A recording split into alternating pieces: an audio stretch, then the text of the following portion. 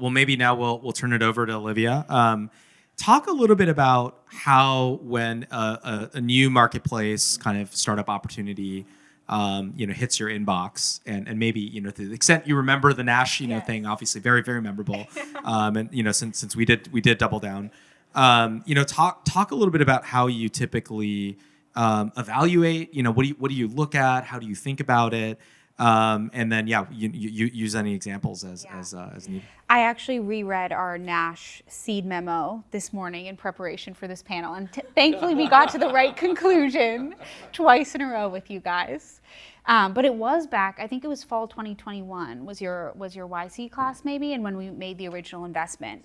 Had a lot of the core things that I think we got us excited about Nash that have since proven correct. So for the seed for us for marketplaces, I would say there's like 2 or 3 kind of core questions we're trying to answer. So one would be like macro level, do we think this is an exciting market where a marketplace can be built? And in this case, like everything that you both mentioned around the need for on-demand and scheduled deliveries is larger than ever, and it's growing. We were like, okay, check that box.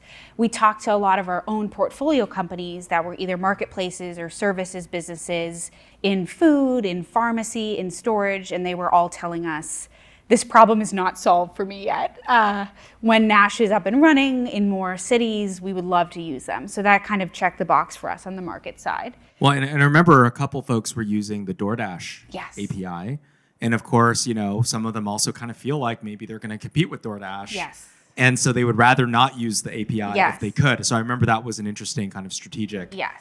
Or they didn't want like the car that smelled like French fries to be delivering Yes. important Rite Aid pharmacy. And then the second component, I think, for us, for marketplaces at the seed is definitely team. You both had amazing, you and Mahmood had amazing marketplace experience. And you had worked together. We don't often find co-founders that go all the way back to high school science fairs, which was an incredible opportunity with Nash. Because for early stage companies, I think whether the founders are a good fit and whether they end up sticking together is like one of the actually largest risk factors that we've come across. And then the last component at the seed, and it's a little different at the Series A, which we can talk about, but at the seed, it's just like, is something starting to work here? You guys were, I think maybe had a few dozen customers. I won't reveal the exact numbers, but you were like doubling every month. And this was maybe 5-6 months into the company. And I would say that's not infrequent for us of seed marketplaces that we invest in, where the momentum is just so strong in the early days that they're growing, 50, 75, even 100% month over month for those like first 6 or 9 months or so. Yeah, actually, in fact, I know you keep yourself a whole series of benchmarks and things. I think some of this has been published, some of it hasn't. But yeah, do you want to just at a high level talk about what you typically benchmark against? Absolutely, yeah. So we keep, like every marketplace we see, we just record all the data across a ton of things like transaction value, GMV, number of customers, GMV retention, all of these metrics.